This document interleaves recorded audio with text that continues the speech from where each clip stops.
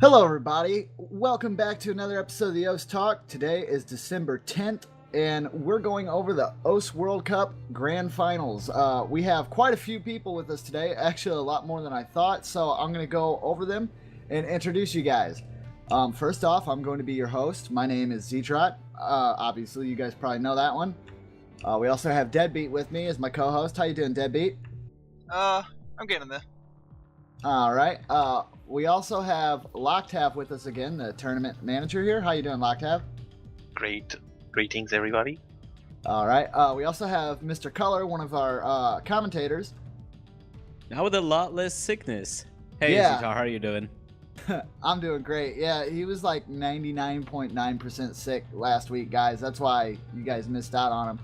We also have some of the players from the OWC with us as well. We have Captain Xen. How you doing, man? I'm doing good. That's good to hear. We also have from the UK team, Doomsday. How you doing, Doomsday? I'm pretty good, man. How are you? I'm doing fine.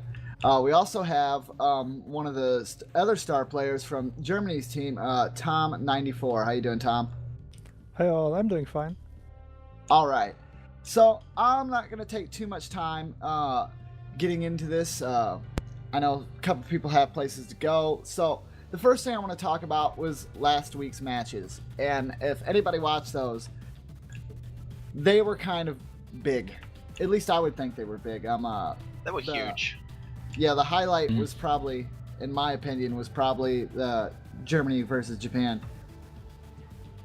And I kind of want to ask, I know Color didn't get to see them, but have you went and checked on the backups and the score tallies? You know what's going on, right? I've looked at the scores, and actually, I kind of disagree with you on that subject, Zitron. I think the biggest match of last week was South Korea versus Japan, the loser bracket finals. Well, see, with South Korea versus Japan, it just seemed like each match was so cut close. It was either they were guaranteed a win or they were guaranteed a loss. It didn't feel as close. I mean, yeah, they went all the way to tiebreaker, but it still didn't feel as... It just kind of felt like they were playing a game of, like, back and forth. I think that was the game that most people were looking forward to, though. Yeah, but it was definitely probably the game that everybody was paying attention to. But, I mean, the one with... I really thought Germany had it there for a little bit when they were fighting against Japan. They were doing really good, and then it seemed like momentum was lost. And it's kind of funny now because I'm looking back here and I'm trying to see like who all would know about the matches going on, but I guess only two that were actually there for the last two matches would actually be Tom and Captain Xen. Well, some of the matches were quite close. Yeah. Like, there was one that was less than a million. Yeah. And then there's, like, complete whitewashes. Yeah, and I mean, and some people are showing that the only score they're seeing is from Germany and Poland. But no, guys, there was all kinds of blah, blah, blah, blah, blah, blah. Yep. So I'm looking at the Russia and South Korea match. I mean, before that, you would have thought that that'd be a pretty big win for South Korea, but that went all the way to tiebreaker. I think that's. I remember watching that match, and I remember being so hyped watching that thing. Oh my god. Oh yeah. Yeah, definitely. One of the sad things though is with being a commentator and having time slots, there's matches I did miss and there's matches I didn't, and At least you didn't miss all of them. no, but I don't even like because I could bring up the United States match, but I really don't want to. That was just one big train It's okay, wreck. you don't have to feel bad about it. Oh, I have to feel bad about it. It was pretty heartbreaking. Like we got crushed. We didn't just get like we didn't just get like beat, man. I don't It's think Japan we got at a the single same point. time. Like, I know you guys are like a world-class team, but it's still Japan. In my opinion, they are the team that will win the cup this year. So, But not a single point, man. Not one. yeah, Well, shit happens. Japan is You'll do better next year. pretty damn insane. They actually had 3 top 10 scores in one of the maps they played against us. Yeah, they've been Yeah. 3 destroying top top 10 ranks. scores. They've just been destroying these top ranks, even during warm-ups. It's ridiculous. Just casually. Well, one of the scores, I forget which match it was, but Supernova, Mercurius had a run with a 99.3% hidden hard rock with a slider break. Had he not slider broke, he would have got back 3 on that map. Jesus. That's a Oh, World Jesus. Cup map, yeah. Wow. I was just impressed that Ruchi actually got, what was it, rank 7 on that tag 4 warm-up? That was Mhm. nuts. Yeah, on Cherno's perfect math class. Yeah, he had like It's like 6 misses rank- and was everyone else like had like ninth. 50. It was insane. Tom, what was the song that you wailed out with Hidden? Didn't you get rank 20 on that? I believe I got rank 2 on that. Oh, rank 2? Yeah. yeah, Wow. rank 2. That was Yeah. installation. Yeah, the one that made me eat a shoe. That is efficient. How was that It's shoe, actually by the my way? third Did you drop? best performance. But on the Yeah. other hand, like, we needed like 12 million or something, so it wasn't really necessary, but I guess it was a nice show off. You've got to win in style, right? We almost Oh. would have won if I wouldn't have played at all. Like, we were almost 70 million points ahead of Austria in that particular map. That was crazy. Yeah, definitely. I couldn't believe it. I was just sitting there, like, starstruck there. I'm like, nah, he's not gonna full combo that. Because you'd, like, the match previously before that, you'd actually broke on some really silly stuff. And I'm like, what's going on there? And then you just came back and just destroyed that one. Yeah, after that one, I was just waiting on amazing shoe-eating mechanics from Zetrot. Oh, God, man. Well, it was sandal eating mechanics, but yeah. You let me down, man. Okay, so I guess with the week matches, not everybody being able to view them as well. I'm gonna tell you guys, just like I tell the Twitch chat, you guys should definitely go check out the videos on demand. I mean, they are up there for a while. They do exist. They really are quite. They're definitely worth watching. I mean, I would recommend going back and checking them. There were some really good games. Oh yeah. Yes. It's actually amazing how many tiebreakers there were. There were actually a good few this time round. It's been really close this year. Yeah, it might actually be the most we've had in any US World Cup, to be honest. I haven't tallied up the stats, but I think it has a fair chance. Especially with you, Team Germany. Yeah, we Yeah. had like 5 or something. I think it was 5. You guys are like the tiebreaker kings now. We had more tiebreakers than we had, like, games without tiebreakers. Nice. That was just ridiculous. Are these the secret strats? Got going Yeah. on there.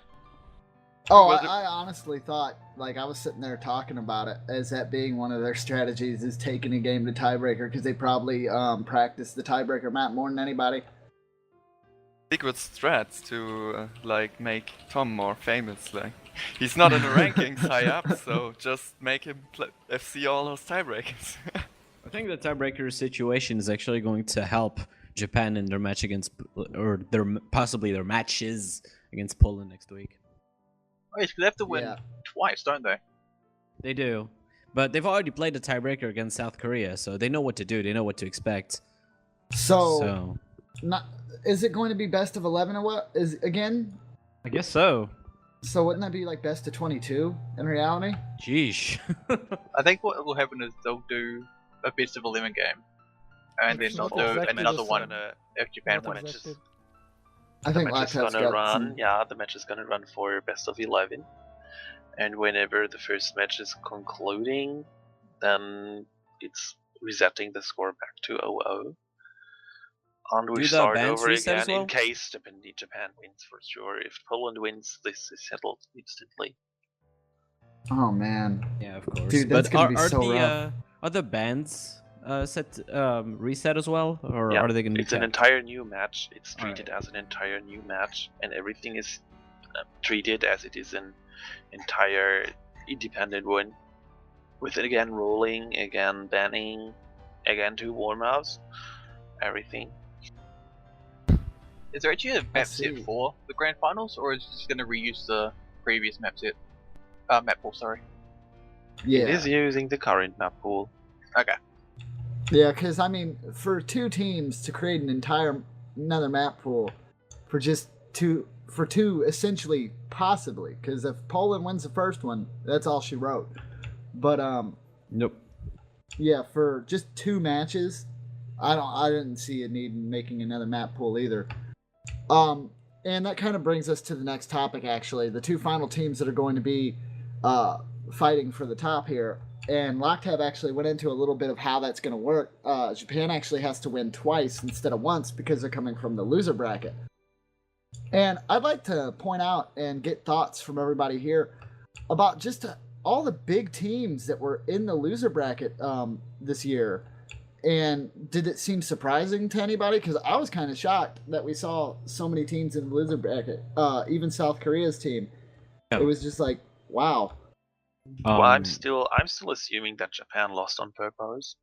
Yeah, I guess you could argue that. I still keep saying that I don't want to believe that they lost on purpose, but I'll say that win was a fluke from Sweden, not to discredit them, of course. But this is how I think it happened. First off, Japan was playing without Ruruchi, their star player, but they could perform well even without him, and we've seen that before.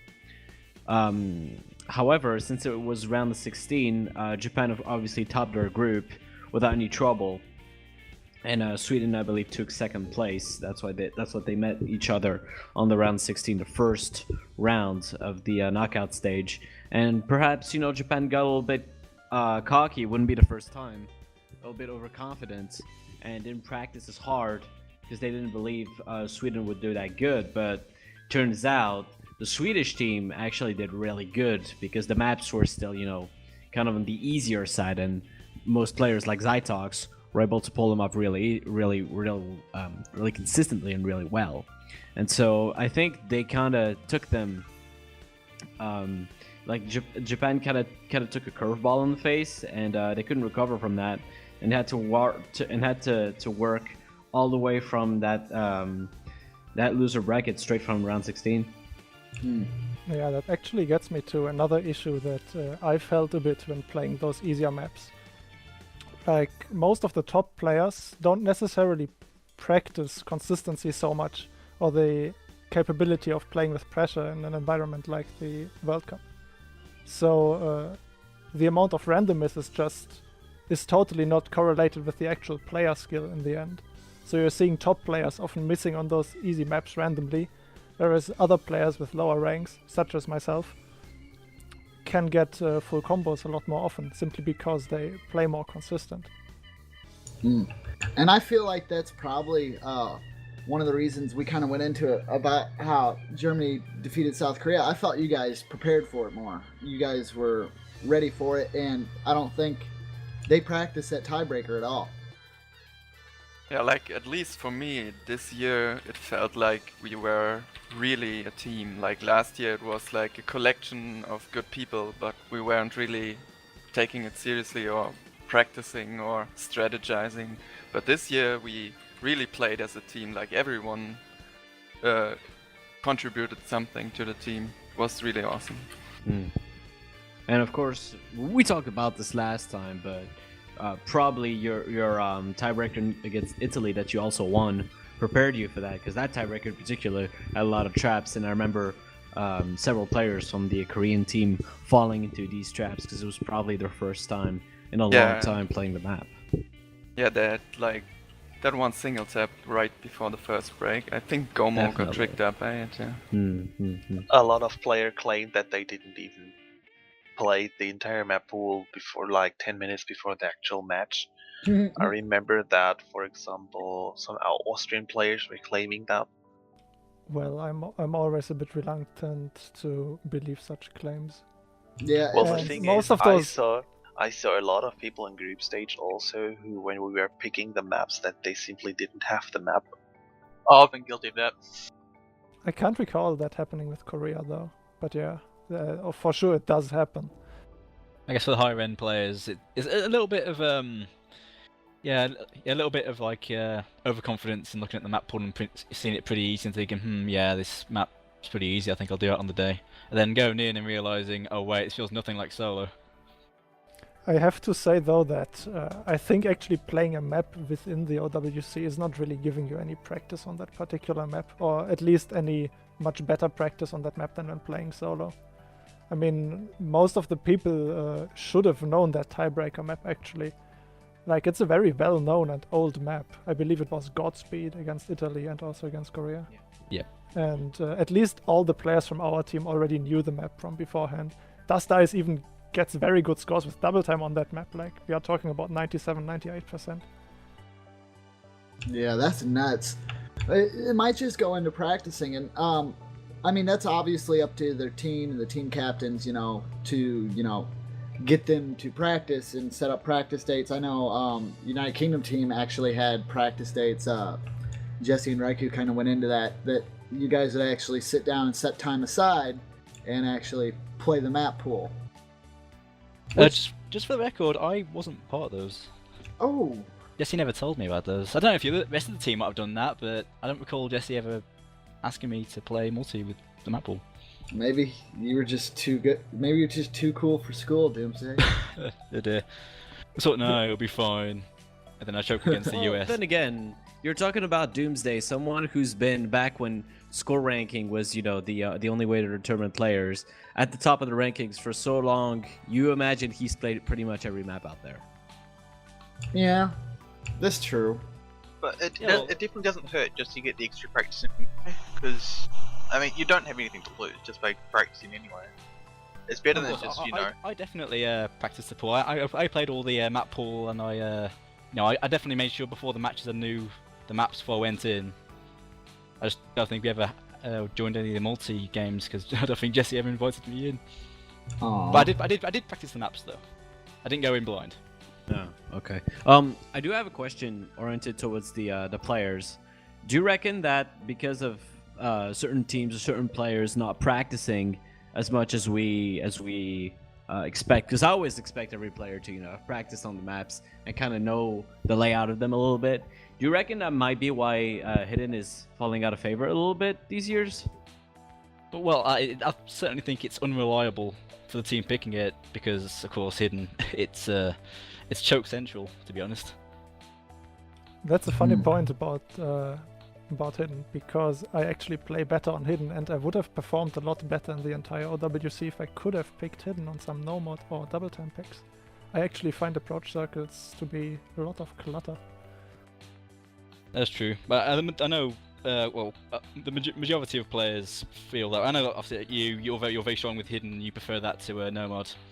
But I know most of the UK team and many of the people we faced, they weren't confident on Hidden, at least not picking it outright, thinking that it may backfire on them.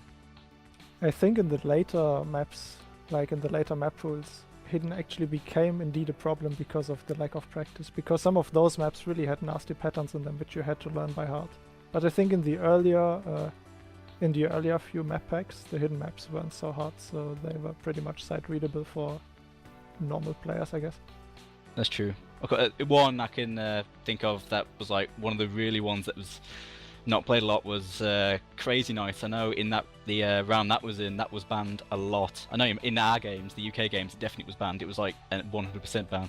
And many other games I watched, it was banned outright just because it's so, for the normal non-Hidden focused player, it's hell. Yeah. I actually found not the reading itself of the map to be hell, but the patterns in the beginning, like those squares, are really, really annoying to not randomize on with Hidden. Yeah. But I guess for the majority of players, it's just really awkward to play AR9 maps with Hidden. Like, it's a skill in its own. Like, if you're not good at that, you will never be good at that, I feel like. It's true. It's just your reading. If you struggle with AR9, the Hidden is going to be a thing. It might just be me, but I feel like the higher the approach rate gets with Hidden, the easier it is for me. Like, I can't play Hard Rock to save my life, but if I turn Hidden and Hard Rock on, it feels like it's a little bit more doable than just Hard Rock on its own. Yeah, it's definitely easier with high approach, eh? Totally agree with you I there. feel the opposite way, but my opinion doesn't matter. So I'm good. The same. Yeah. Well, I agree with Mr. Kalam with that as well. I don't know. It's like I'm not really a Hidden player. I can play it, but I'd take Hard Rock over Hidden Hard Rock any day. This illustrates yet another problem of the PP system, because everybody finds different things hard. Yep. Obviously, the thing that should give the most performance points is the easy mod, because it makes everything impossible. Milky confirmed But I number one think it forever. should. Oh yeah. Easy hardest mod confirmed right here. Oh hell yeah, especially on those harder maps. Yeah, I actually can play easy, like better than what most people can do. Yeah, Like, that stuff for is example, just Bag nuts. doesn't give me a problem at all. But it's There also should like be easy maps in the map pool for WC. There should be easy maps. But it's also Oh, like a man. matter of how much you play it. Like, if you don't play easy, you'll just suck. But if you like play 1,000 hours, it should become natural. Yeah, it definitely is something you have to sink time into, which makes you wonder if like how much time Sapphire Ghost and Millie sunk in to make easy doable. But it'd be amazing if someone brought the easy mod into the Lost World Cup. That Oh, would man. definitely be watchable. I would totally be okay with that. I think everyone would be. That'd be hilarious to watch, even if just for a warm up. All right, so speaking about that, we could actually move on to the other topic here. And this is kind of a Locktab question. He could probably go into this a little bit. So, Locktab, could you go over the entire World Cup schedule in a term of a year basis? Like, not just the OS World Cup, but every World Cup we'll be doing and how those are going to go out. Well, we are doing one World Cup per season, basically. Mm-hmm. This means that the OS World Cup is always the autumn season, and the Taiko World Cup is the winter one. The Catch the Beat Cup is the spring one, and the Mania one is the summer one. Oh yeah, that summer heat. I really enjoyed the Mania World Cup. I'm not gonna lie, that was a lot of fun. Yeah. When it comes to commentating, I'll of course be doing Taiko as per usual. Catch the Beat I might not be able to, and Mania I probably will. I have a quick question actually, because you said that there'll be one game mode for each of the seasons, yeah? What would happen if there was a 5th game mode added into OS? Yeah, and just in case Locktab doesn't understand you, because he's good at that, I'll go ahead. Basically, TLDR, what happens when we get our 5th game mode, Locktab, and we start running those? How's that going to fit into our World Cup schedule? Or do you think the 5th game mode, when it comes, if it comes, is going to have a competitive scene? Actually, each World Cup takes 1.5 months to conclude. Mhm. Including registration phase, it's 2 months, so we actually have time for 6 game modes and not 4. If a year has 12 months. Uh-oh. 6th hidden game It's mode just confirmed. no. But it's like theoretically. It's good to have leeway. I Yeah. hear Toho's. There's a 1-versus-1 tournament on the way, so Ooh. Well, I'm looking forward to yeah. that. yeah, Should be good, man. planning on it. Currently, rule set is finished. Just gonna poop out the registration in like January or something. Oh, that's wow. cool. So, That's not far away at all, actually. is that going to be able to run coincidingly with something, or is it gonna clash into any of the other tournaments, or have you gotten that all figured out? It's a different tournament with different mechanics and different behaving, and therefore it also has a different name. So it'll probably be something. Seeing as it's a 1v1 tournament, I can imagine it would probably be something that could be done in a rather quick time frame too. It's done in a really large scope, and I'm looking forward to. First, we try it with OSU only, and later we try to figure out how to make it for all existing game modes. Oh boy. This should be good. Okay. And so my next question is actually to Captain XN. During your match versus Japan, you guys did really well.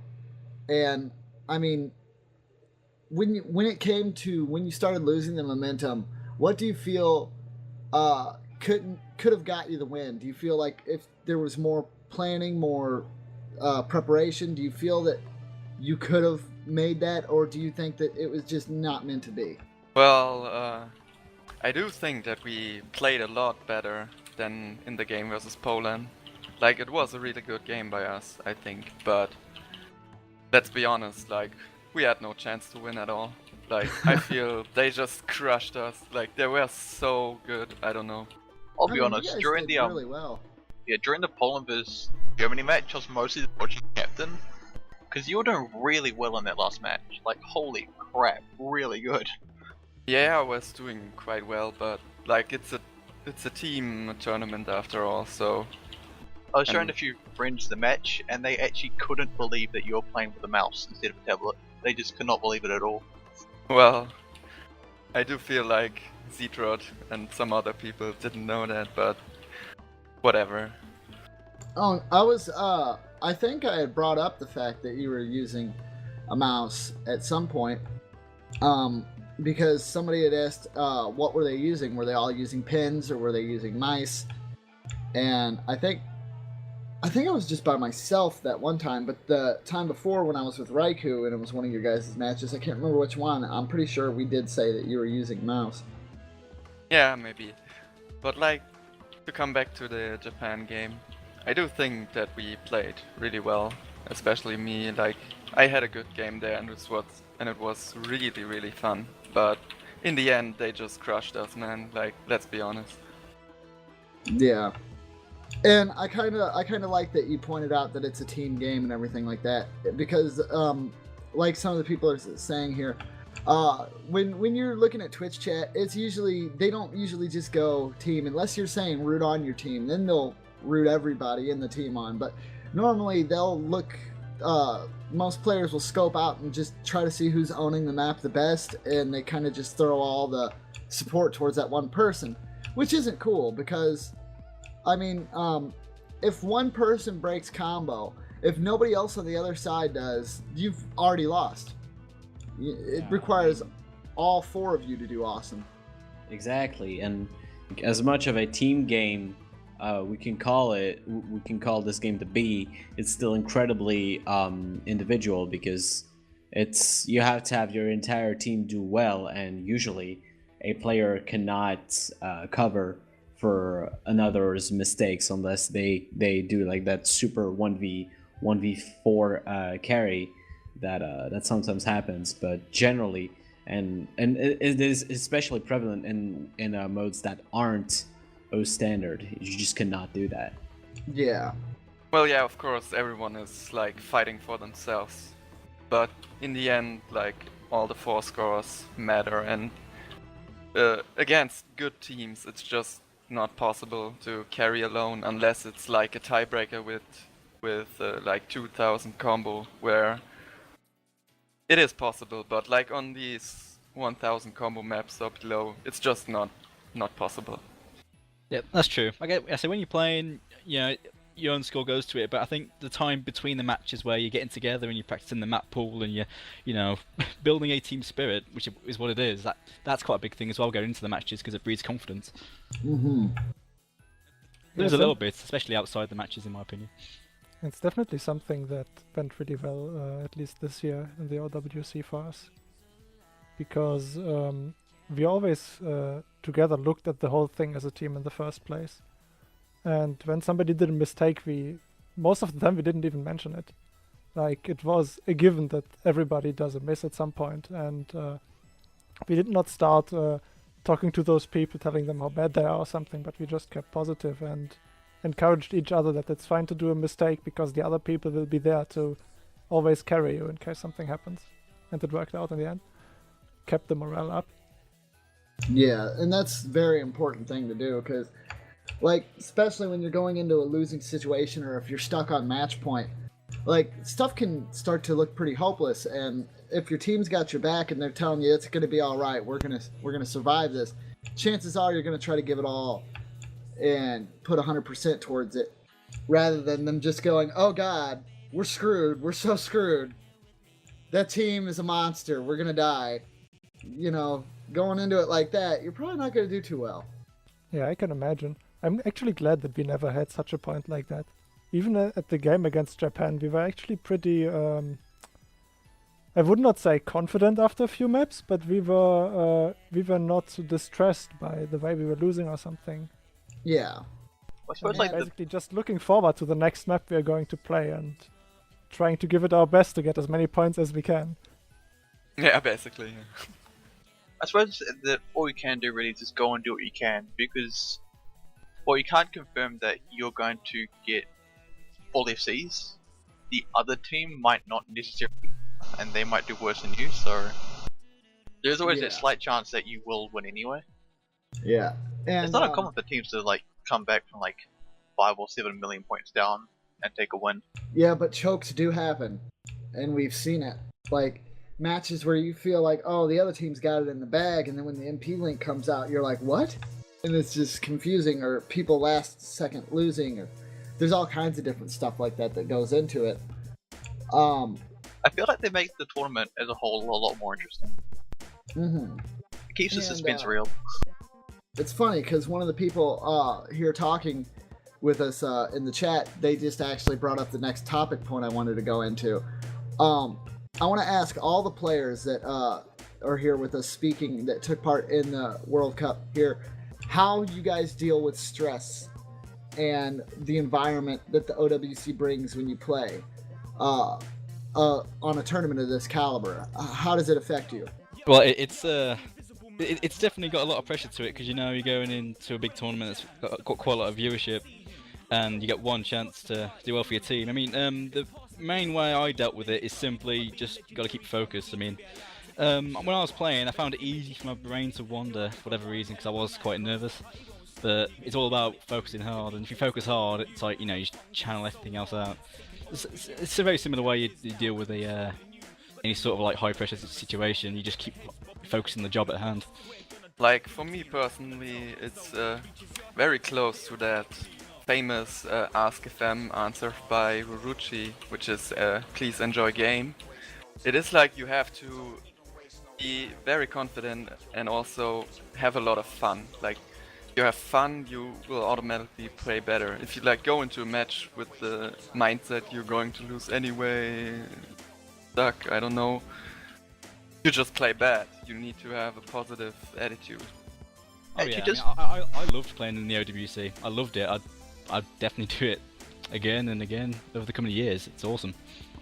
Does it kind of help a bit with the stress that with the losers bracket now, knowing that if you lose one match, you've always got that second chance to come back? I don't think so. It's pretty much the same. Actually, the thought never occurred to me while playing. Yeah, we just thought of winning, like it was our only thought, basically. Yeah, pretty much. Other than that, I can mostly agree with Doomsday. I'm trying to focus as much as I can while playing. And I guess having a decade of stage performance experience with the piano really helps me to convert that adrenaline and stuff to actual results rather than shakiness. Yeah, I was about to ask that. Did any of you guys experience nervous shakes when playing?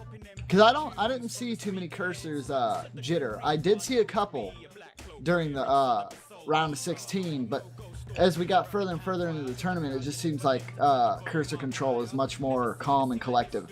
Well, you need a It big area. definitely happened. If you have a big It area, happened to me. then it's not so bad. But especially at parts where you have to tense up your hand or your fingers, like when you have to closely and exactly follow a stream or something, then you easily start shaking. Yeah. Yeah, it's actually the same for me. Like, usually I'm very, very confident on streams, but the World Cup, I mainly did shake on streams and miss there. Like, I don't know, just the nervousness, but Yeah, it's when you hold a high combo and you know you become contributing a lot when you're in that position. That's when you do, you know, it's when the shakes start to come in, and then when you break, it's like, oh, all the pressure's gone. Like for me, when I was holding the full combo, and I had a high combo, that's when, you know, some of the anxiety came in. But as soon as you break, it's all gone. You just like, okay, fine, I broke, and you keep fine until then. Yeah, and that's the crazy part, because even I feel that. I might not be able to play in a big tournament like that or anything, but when I'm really close to full comboing a hard map, I'm just playing in solo by myself, I'll notice I'm like, oh crap, oh man, I start seeing my name. I always hate myself for doing this. I should tab away the scoreboard, but I don't. And then you start seeing your name move up, and it starts glowing, and you're like, oh crap, I'm gonna do it, and then you break. But you don't fail after you break. You break and you consistently play the rest of the map all the way through, but that one break and everything just drops. It's like it's all gone, a breeze in the wind, and you're back to exactly how you felt before your combo was like in the 900s. Yep, you just got to keep focus on the job in hand. It happens to. I guess we can definitely all vouch for this. You look at your combo and you miss, or you look at your score and you miss, or your accuracy and then you miss. I think a lot of people can relate to that one. Or It's look actually- at the how you're doing, how you're doing in the multiplayer, and then you miss. Yeah. And me being dogged, I just don't want to remove I don't want to remove the hood. I don't want to play without it, so I stick with it even though that does happen. I actually think removing it doesn't help so much because you'll still be with the combo, with the accuracy in your mind. Mm-hmm. And I have to also say that even after many years of playing, you still have that nervousness, even when playing solo. When you're about to do like a really crazy score for you, then you'll get shaky. I don't know anybody who doesn't. Yeah, it's literally impossible not to. The only game that I've ever been able to play without getting the nervous jitters and like music game would probably be Guitar Hero because it's just so fun. Like there's Yeah. literally no stress to that. I mean, you could do like crazy songs like "To the Fire and Flames" and get a 5 gold star on it, and people are like, "Oh wow, that's really impressive." And it's not really. That's probably one of the easiest music games out there. It's I- quite easy. Yeah, I assume that's probably going to get me some kind of flack in form of a comment, but it's really not you that can hard. You can look at how the game is designed, and I mean, to be honest, the timing window is very, very wide. So Very wide? It's retarded wide. Like, I mean, you could strum like literally offbeat and still get it. Yeah, I think it's a it lot of fun. It's more of a says- party game, really. yeah, basically, and I think it says something when your biggest enemy in Guitar Hero is faulty instruments. So Yeah. I The always instrument is actually really good to use with Oz. I once tried using a Guitar Hero guitar for streaming because you can move the strum up and down, so I could basically stream at the speed of single taps, which is really crazy on some maps. Oh man, I need to try that at some point. The one I've got knocking about here somewhere. like if the way Mania was set up properly, if the way Mania is set up now, it probably wouldn't be very good for it, but you could totally play 5 key on a Guitar Hero controller, but it doesn't work as well just due to the fact how most Mania maps are built.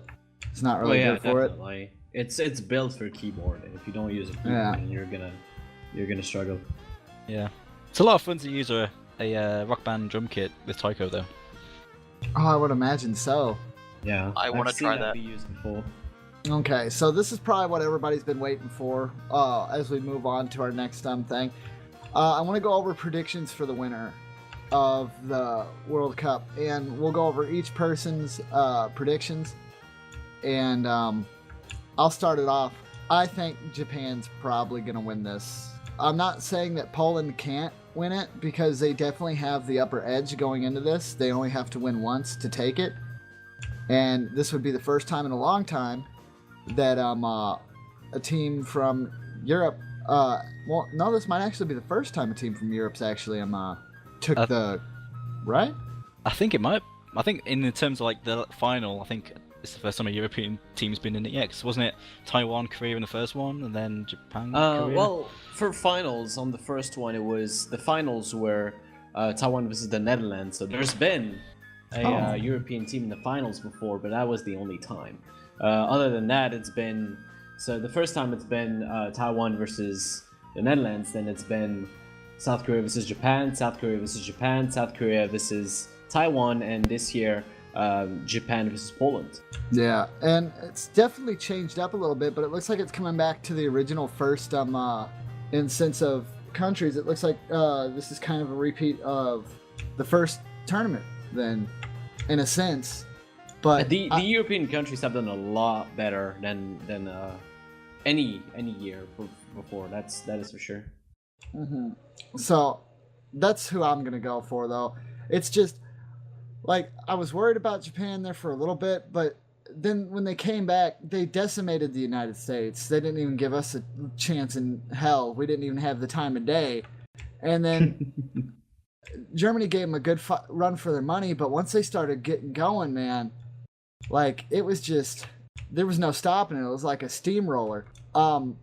And Keller, what do you think? Who do you think's gonna win? We pretty sure I know the answer to this, but I still want to hear your ideas of why.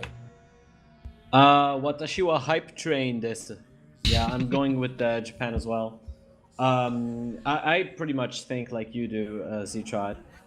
I think after that fluke loss to Sweden. They've really picked it up. Ruchi playing again for Japan was pretty huge, to be honest. He stepped up. He did a lot of great stuff. Hidden Hard Rock FC on Arc definitely was a highlight of that, because there had not been any Hidden Hard Rock full combos before in the World Cup, so that was definitely a highlight of that. And I think they're just gonna keep being stronger and stronger. Mercurius and Ruchi, this duo has been doing so good, and I just don't see the Polish team being as consistent in the way of performances as the Japanese team, because usually Poland is very good as a team. Like, they do very well as a team, but I don't usually see many players from their team consistently with a full combo. And against Japan, they'll have to have at least one every map, because Ruchi is going to full combo everything. Yeah, he's that wall of safety when it comes to combos. They're guaranteed at least one full one, or if not, a very high combo with a silly miss somewhere thrown in there. What are your thoughts on it, Captain XN? Who do you think's gonna take away the gold this year? Well, I played against both teams, and I do kind of wish that Poland will hold the European flag high, but I do think Japan is going to win. Okay, definitely seeming like it's in favor of Japan here. What about you, Doomsday? I'm gonna have to put my money on Poland, I think. Both teams have done really well, and yes, Japan has become like the unstoppable dreadnought in the later stages. Yeah, you obviously have Ruchi destroying every map he's been playing, and you've had Mikirius and Guy doing really well. But you can't discredit Wobblewolf and Amai Hachimitsu, Photonic. All these people have been doing brilliant themselves, and considering the fact that Japan have to win twice, they definitely have the ability to do it. But I can't see Poland losing twice in a row. I think Poland are going to take it personally. Yeah, that's definitely kind of the deal breaker there. If it was just a one close match, Japan might be able to take that out, but it's not. They're coming from the loser bracket here, and so they have to secure 2 wins, and that might be hard. And it'll really, what this double match will show, if it goes to a double match, is it will show who has the better stamina here. And that is something I don't think we've actually gotten to see, because, I mean, 1 hour of playing is okay. I mean, I'm pretty sure anyone that plays a game plays it for more than an hour at a time. And I know it's a little bit more of a high-stress situation and environment, but to play it consistently under that high stress stipulations for 2 hours straight, these are both back-to-back, I think we actually, I'm not 100% sure on this, but Loctave, did we decide that there was going to be some kind of interval in between the matches if they did happen, like some kind of time for 15 minutes? So they will get a small break, but it's still going to put a lot of stress on them. We planned a match time of round about maximum of 3 hours.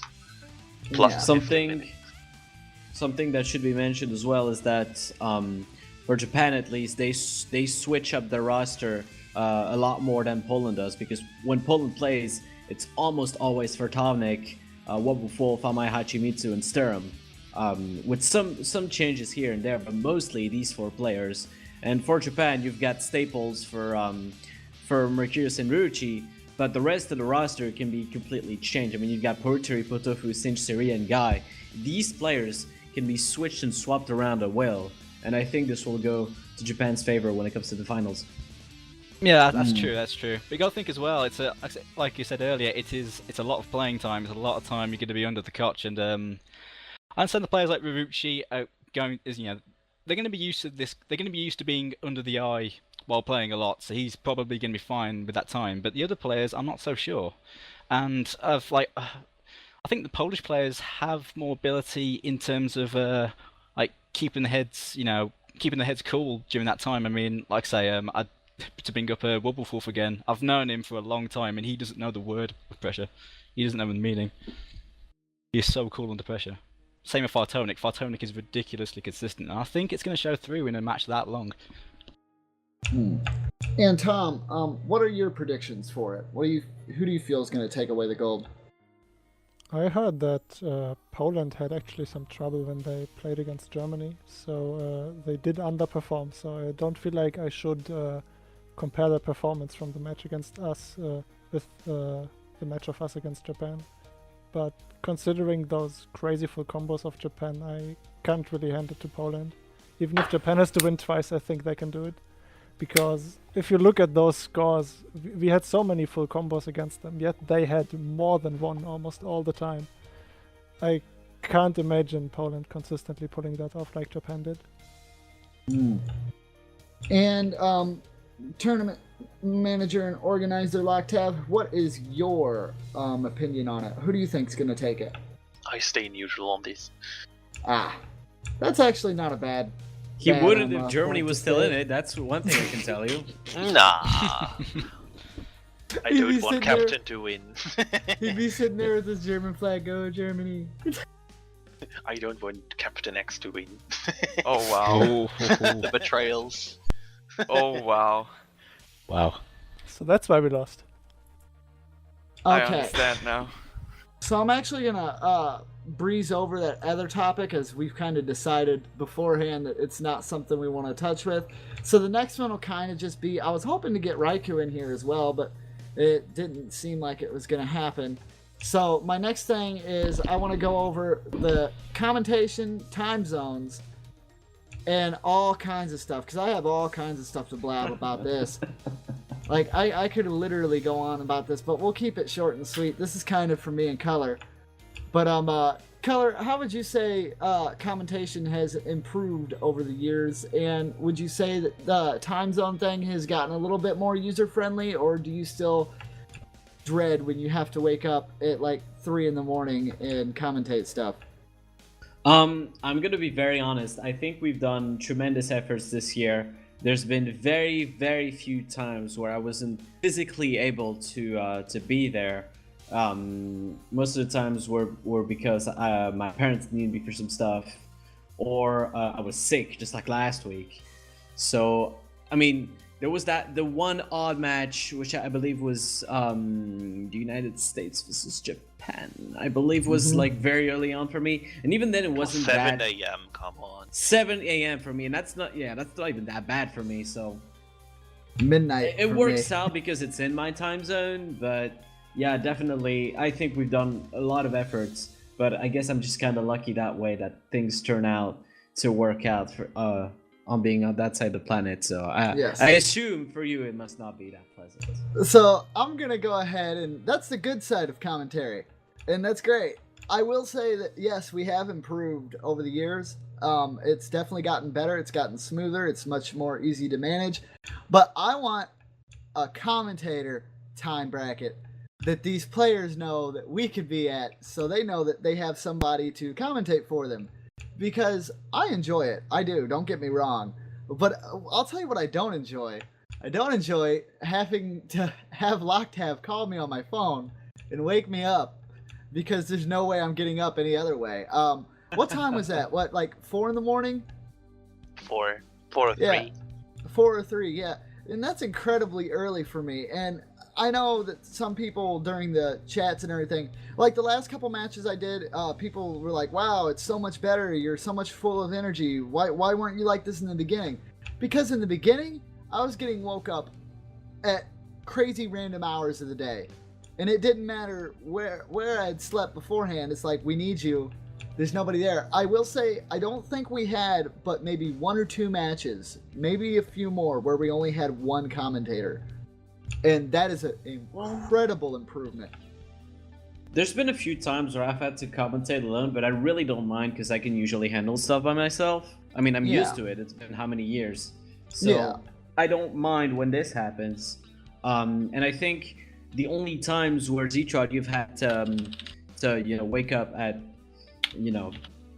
interesting hours is when I couldn't personally make the cut. Generally, for the reasons I stated before, I think last week was a bit of a pickle to deal with because of that, and I was really pissed off that I couldn't commentate because I really was looking forward to it. But my voice was just gone. There was no way I was doing it. But I feel that it does work better with 2 people. While you can easily get away with it with 1, it's just it brings a better type of energy when you have two people, and you know there's banter. You can go back and forth between each other.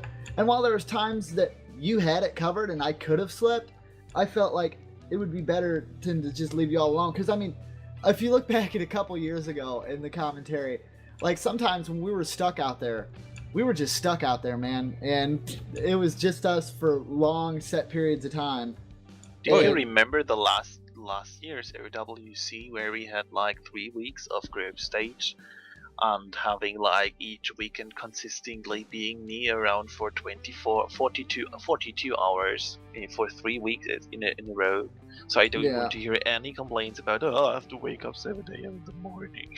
Oh, I'm gonna complain all I want. I woke up at 3 and stood up till 17 on the next day. So tears. Yeah, No, but you don't have to commentate on every match. So I mean, no, I just have to host like 3 matches at the same time. So it's that's the thing. I mean, what is it like? What is it pretty much? It's like, so you set up the match. It's setting up the match, getting the players in, and listening to the maps. Oh, you can't imagine how much the players are a wild zoo of people. Yeah, especially when they're nervous. You can probably imagine that there's a lot of banter going on. That's a feature I want, Octav. You should work on making that happen. Is somehow putting up the chat that they go through during each of these this requires everybody to be on Ritalin or something before we can do that. Yeah. Well, I mean, yeah, you'd probably have to like get some Insta sensors, because I could only imagine, like, you have to see how Jesus is treating his team. It's hilarious, but also shocking at the same time. Doomsday could probably tell us about it. Hey, Jesse is the best dictator, okay? He's coming in and goes like, Raikou, get out, nobody loves you, fuck you, you know, that's like he's eating people there. Yeah, praise Jesse in his very, if he wants someone in, he'll tell the guy in there, hey you, fuck off. Oh, and Brazil and Argentina, basically every Spanish or Portuguese-speaking country is like having heavy discussions and derails, and like you have to see like how Argentina is behaving, or Brazil. You see everywhere. It's like I don't think they even try to play the match, and it's confused. It's more stressing than you think, especially to keep people on track doing what they actually are supposed to do. But you have to recognize that I will take a stand in saying that commentary is very draining, and after it is draining. I agree stop. with you that a commentary is way more draining than hosting matches at the Taiko World Cup, because the Taiko people are very tame and really organized. They basically run their matches on their very own. They do everything autonomically. I mean, you just open the match, they join, they pick maps, and I don't even watch the match sometimes, and it's running. Yeah.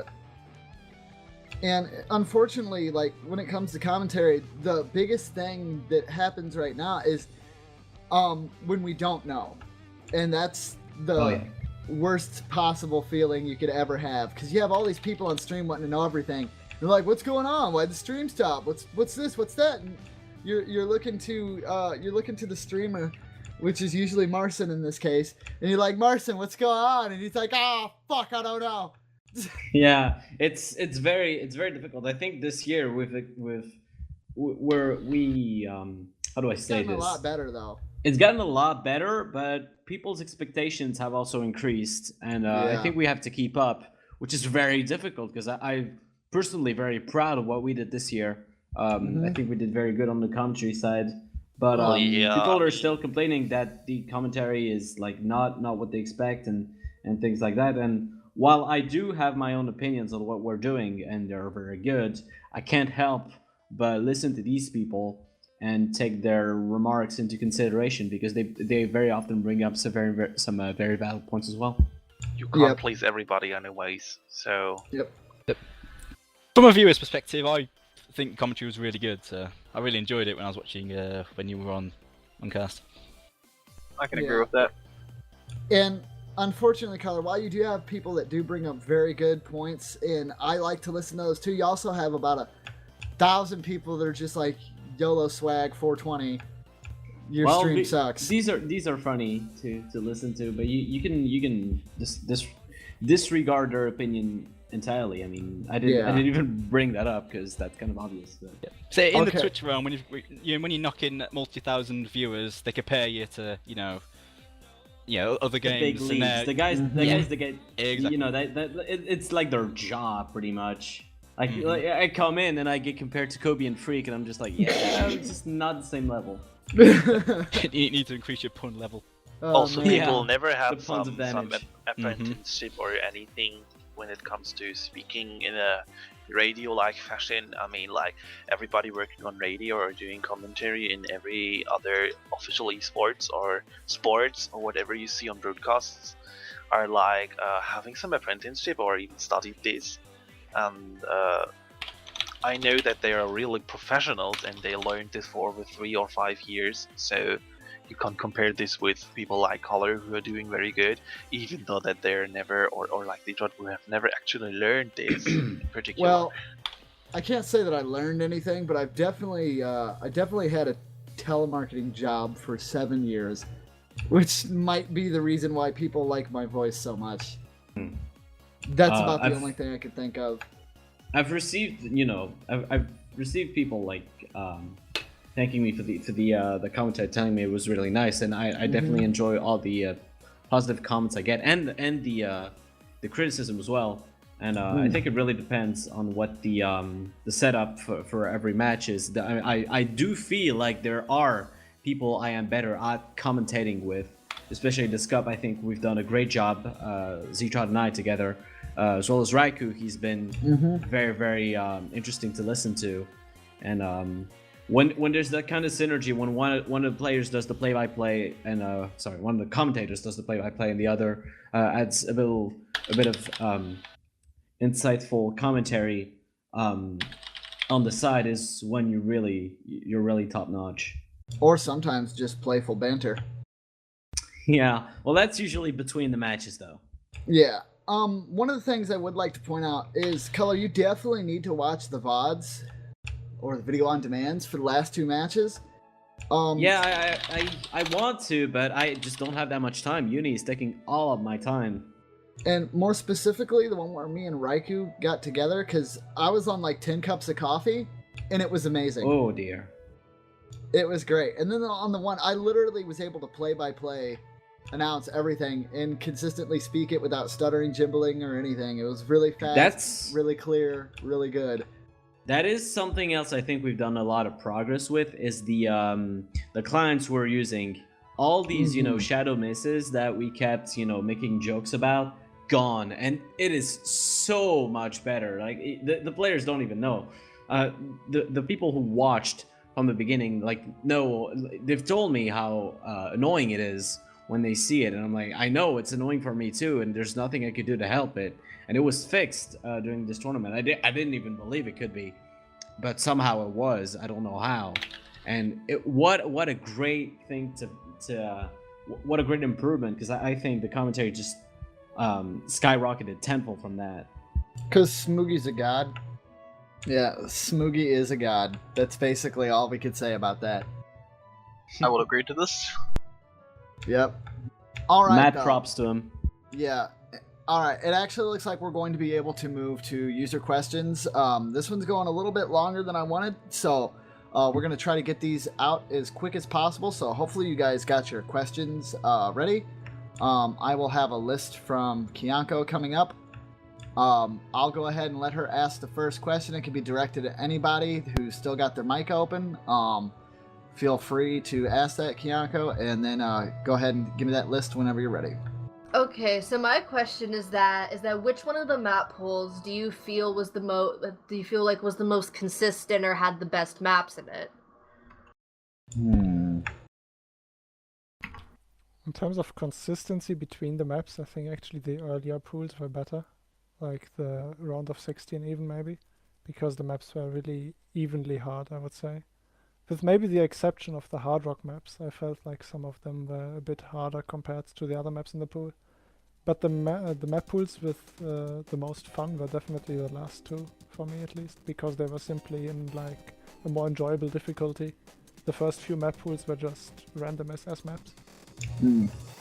I noticed that the map pool that we have currently has Han Tin Ya in it, and I don't think anybody's played that. The song by you. I think that did get played, didn't Yeah. it? Did it get played? Japan played it at one point, and Marucci full I mean- comboed, of course. I can't even full combo it on Nomad, so it says a lot first off about my inability to play, but just how hard this map is. I mean, I would expect many people to play Hatanya on double time. What BPM is Oh, it? Is it's it double 160? time? Oh, It's double time. okay. 160 Yeah, double never time. mind. Mhm. Never mind. That's why nobody played it.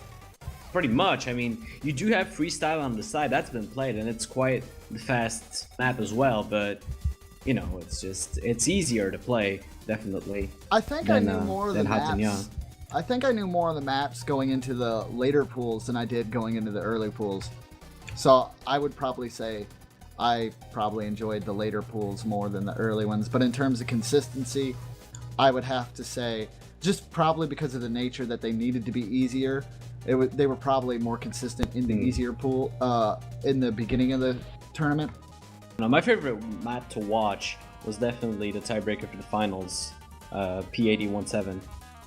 All right, well, thank you for that question, Kiako. And it looks like we have a question from Captain Hampton. Go ahead and feel free to ask that. You have talk power, or if you just want to type, you're free to do that as well. Hey, so this question is mainly aimed at Loctive, but I guess I want to hear everyone's opinion on it. What do you think of this year's tournament format in terms of the double elimination, how the scheduling has worked with two brackets, and do you think that will continue to the other mode World Cups? It is planned for the other World Cups already, so we take this over. Personally, I've really enjoyed it. I think it's been very interesting to see what the teams could do with like a second chance, because once you reached usually that knockout stage, it was all or nothing, and that double elimination really is very interesting. And think about it for a second. Without it, you probably would have without that, South It would have been a Korea, very Japan, interesting- and Taiwan would have Yeah. all left the competition early. That would have been a juggernaut of like massive proportions. So I think this was probably the best year to introduce it. Yeah, everybody would have raged. Yeah, that would have I been a can big agree with story. that, yeah. Those top teams randomly falling out in the bottom stage is definitely would not Poland have been a being the great champion thing. already. Yeah, Poland would have actually won. We would be number 2. Yeah. I wonder what the results would have been if there wasn't a double elimination this year. Like, if Well- the teams may have played slightly different, knowing that they didn't have a second chance. I doubt it would be much different, but I wonder if it would be. Yeah, definitely. I mean, I think that and the banning system has definitely brought a lot of change in the US World Cup, and I like said changes, and I'm looking forward to what it gives us on the different mods as well, especially on Taiko, which is coming up next. Oh yeah, I love the banning system. That's so cool that they did that this year. It adds another level of strategy and tactic thought when going into a match.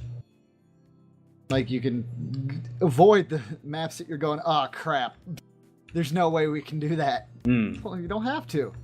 You can ban it. I have to say that in some cases it's unfortunate though, because there are only 3 maps in the individual mod pools. So if you ban 2 of them, then the other team can only get one of their necessary 5 or 6 points from that pool. That then was it on might be strong. purpose, you won't guess it.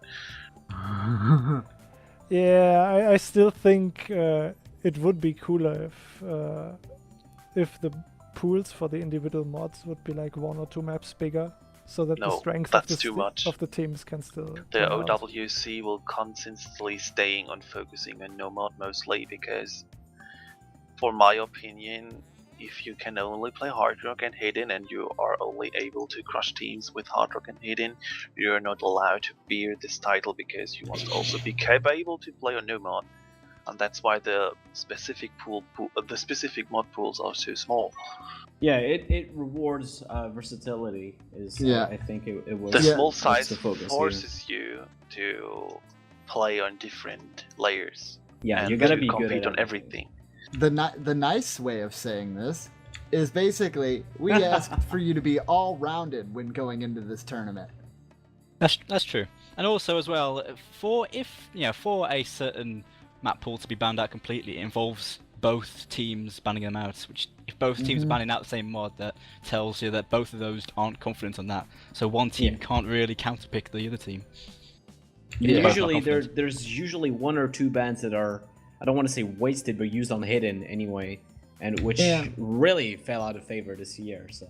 And free mod does still give you the ability to use those mods to your advantage as well. Yeah, if they're not double time. Yeah. Not the crazy double time packs, which was the main thing that I found unfortunate about our team. Considering I think definitely I would like to see the double time option added for free mod. I don't know if that's possible or not, but I would definitely think it would be interesting. Would open the free mod map pool a little bit more. You could play Flashlight. Yeah, because people play Flashlight. I don't think double time makes much sense on free mod though, because it makes the map so much harder and players can't be consistent. Like either it's all have to play double time on our own. True. It also involve every single player agreeing to it, which in the OWC may or may not happen unless everyone is like just taking it like lightly, which is doubtful. Yeah. I would still like to see a Flashlight play that isn't a warm up. Ryuichi going ham on that warm up though. He went so ham. He just threw it in. That map was so hard looking too, and he's just like, I'm gonna throw on Flashlight. It's all good. I got this. Oh yeah. I think if someone like actually full comboed a map with Flashlight in the actual match, that would be the story of the whole tournament, really. Dude, it's that kind of thing. I can only imagine how many PMs Locktab would get reporting that guy as some kind of cheater or something, even though it's not. Oh my god, case. Libidos cheats. Yeah. Oh my god. Because I mean, Flashlight is memorization, and it's just memorization under a shrinking window. Flashlight is a lot easier than some people think if you look at a map in a completely different way. You can't look at it as the approach circles. You have to look at you basically have to look at it as this is where this circle is going to be at this time, and it requires a crap load of memorization. Like when Ryuichi did that map, I highly doubt he played that going in there blind. That had to be a song. Well, it was a warm up. It had to be a song he had played multiple times before even attempting Flashlight on it. Yeah, there's no way he could have sight read that. Just no way. He must have had at least 50 plays on that map, if not more. Yeah. And if people know Ryuichi well, that guy has like a tolerance for punishment when it comes to replaying maps. I think he had like... Try Yui. Doesn't he have like 3K plays on the Big Black? Something like that. Last year it was 2,000, so... Oh, 2,000. That's ridiculous. But, yeah, that just goes to show you how dedicated he is to making sure that he gets a full combo. A skip and retry. Yep. I don't think it was a retry. I think at one point he really wanted that Aegis. Like Aegis failed in the last 10 notes because he got 100. Oh man, I can't think even he imagine. actually did that SS on the random try on the stream. I remember seeing that actually. Yeah, but thank you, Captain Hampton, for that question. We do appreciate it. I'm going thanks, to see guys. who we. Not a problem. All right, let's see here. Okay, now we have some more questions out here. Our next one's going to be from Drum. I think he is on his phone, so I'm pretty sure. Are you going to have to type that, Drum, or are you going to speak? Okay, so he's going to type that out. So give him just a moment there, guys, so he can get that typed out, and then I'll announce that for us. Or you know what? No, we'll have Color announce it. Yeah, Sure, why not? Yeah. Just while Drum types it out, 2,700 plays on Big Black for Ryuichi. 2,700? Jeez. My god. And he's got almost 1,800 on Freedom Dive. So he's like Alright, really consistent. so the question is in, what were the teams this year like compared to others from other years? That would probably be a better question for you, Color, because I think you actually followed last year's tournament. Unfortunately, I was kind of in my own little world that year, and I didn't help. What I can tell you is that the rosters from last year for every team have changed drastically. And you could compare and contrast how the teams have done for better or worse. But for the big teams, I'm going to say that obviously Japan did a lot better than last year, where they got eliminated in quarterfinals against Taiwan. South Korea also obviously did a lot worse since they broke their 3-win OS World Cup win streak. And let's look at the other top teams. I mean, Poland, they already had third place last year, and this time they're in the finals, so they did even better. Same for Germany, who made it all the way to quarterfinals before the United Kingdom beat them. So, you know, it fluctuates a little bit in that regard, but I think it's still you can still establish a list of the bigger teams out there: Japan, South Korea, United States, Germany, Poland, Taiwan, even though they didn't perform that well this year, and the Netherlands are still, you know, the OS World Cup juggernauts that have always been. I will say one thing. Now, I know I didn't pay too much attention to last year's match, but I do know for a fact that the United States did a lot better this year than they did last year. They actually didn't do too bad last year. They went all the way to quarterfinals, and this year they made it to semifinals, which is definitely an improvement. But they still were no slouches last year. That is for sure. No, definitely not slouches. But I almost want to say I think Sync actually played for them last year. Was that a thing? Did that happen? That was 2 years ago. 2 years, man, dude. Get me a freaking cane. I am old. Oh my goodness. Yeah, I don't believe Sync was on the roster last year. Oh, okay. Anywho, I don't want to go into the reason because I feel like anytime that name goes up, we just yell at that person. So we're gonna go ahead and let that one go. Yeah, Sync, you ruined everything. Oh no, not Sync. Oh, that was totally not That's Sync. exactly I'm what I talking meant, about. right? Anyways, thank you for the question, Drum. We're going to take our next question. Let me go ahead and check the list here. All right, Friendo Fox has a question. Okay, Friendo Fox, would you like to speak that or do you want to type? You're more welcome to do either or. All right, go ahead and unmute yourself and feel free to ask your question. Oh, Psalm 94. And there were other players. You're kind of cutting up a little bit, my friend. Can you try speaking up a bit? I have the feeling your voice activation is not really capturing all your voice. I didn't hear half your question. Or maybe just type it in the chat. It's okay, man. Don't worry. All right. Okay. So his question is, so do you think there'll be other players in the next OWC? Oh, that's a question for me. Go for it. I think overall there sure will be some newcomers Ooh, and some players. in the who are German not team. Or playing. in the German team, that was specified. Oh, that's not a question for me. In the German team, I also can't really say that. I can't think of any newcomer now. I'm sure between now and the next World Cup, there's going to be other German players who have improved massively enough to join the team next year, I'm sure. Yeah, I definitely feel like on the German roster, there was one player in particular who I remember doing quite well in previous OS World Cups. That was Doko LP. Does he still play or not? Because I remember him doing quite well, and I think he'd be a nice addition to the team. I think he's still around, yeah, under a different name, Dokito, I think. Yeah, he's still Okay. around, but as far as I know, he's not playing as actively anymore, and he's more into the mapping stuff. But since the German players overall have improved so much in the recent past, I don't even know if he's still up on par with... 1 year in those community is a long time, and we have a lot of rising and falling stars within 1 year. And a lot of things are changing out of my experience, and there are only very few players that always play every year. Yeah. So this- it will most likely change in every roster at some degree. One thing that really illustrates that is that about 2 years ago or something, I was pretty much at the top of Germany. And then suddenly within just a few months, there were like 5 or 6 people rising above me so far. I can kind of see that happening to me in the UK within the next year. Oh, man. You'll always be I number know one that- forever.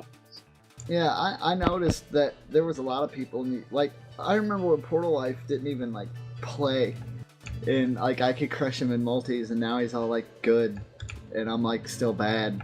It makes me sad. But you have no idea how many French players I've seen come by and become, what they are today. And I don't know, I don't feel bad for it because I don't put any effort into getting good. But I know it's just weird. It's like, oh, I knew this player when he was like my level, and now look at him playing on the OS World Cup. All right. And we actually have one more question here, and I guess we'll wrap it up after this one. That'll bring us to about 1:16, so that's good. Our last question here is from the Luke. And I'm not exactly sure if you want to type your question or speak it. Just let us know. All right. Someone give that man talk power. Hey There you guys. go. Can you hear me? Yes. Okay, it's more directed to the OS World Cup players, but maybe also for everyone. What's your favorite game OS mod? So hidden, double time, or anything? Mine's double time every day of the week. I knew it. I do like double time, but hidden is definitely my favorite mod. I dislike hard rock if it's without hidden at all. I'm gonna have to agree with Tom there. Like hidden is probably my favorite mod, but if I have to use hard rock, it has to be accompanied by hidden, and usually accompanied by a song that doesn't have a stupid retarded approach rate to begin with. The mod I use the most is auto because I need to check the maps. No, I'm kidding. Seriously though, I do play when it is a difficulty increasing mod. It is always hidden for me. I cannot play with hard rock to save my life just because I even have trouble reading AR9. I'm an AR8 player, so it's always hidden for me. I can't do double time at all because I'm bad at speed, and I am very bad at reading on close space. So flashlight's a no-go for me as well. And sudden death just puts me on stress mode, and I choke very bad. So it's always hidden when I have to put a mod on the song, or else it's just no mod. I play a ton of no mod. Color, fun fact, because you play AR8, you could actually go into some of these newer multiplayer lobbies and probably wreck a lot of people. Yeah, I thought about that, but then again, I have my issue where I can't stream faster than 150 BPM, and that's kind of yeah. Oh yeah, but even that though, like you could literally go in like with like a 130, 140 song, and if it's AR8, all these new players like they play fast stuff, which isn't bad. Yeah. But once you get so used to playing fast stuff, you kind of forget how to slow down, I guess is the way I'd say it. But if I wanted to go in multiplayer and win, just go ahead and put easy on it. Yeah. And disable free mods so I wouldn't, suffer from the horrible loss of score. Yeah. Pops for the AR8 though. Yeah, well, thank you for the AR8 question, the Luke. We appreciate it. And if anyone else has any questions, real quick, get them on out there before we're done. And if not, we're going to go ahead and wrap this up. Last call for questions. We good? I think we're good. All right. Everybody, thank you so much for coming out here. This was the OS World Cup's grand final discussion. This will be posted before the OS World Cup grand finals start.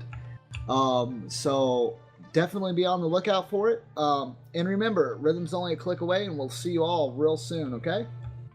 Get on that hype train, everyone. Choo choo. See you all.